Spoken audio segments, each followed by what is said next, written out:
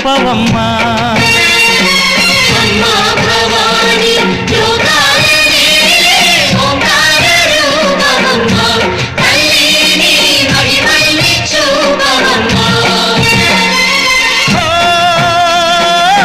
సృష్టికే దీపమా, శక్తికే మూలమా, సింహరథమే నీదమ్మా.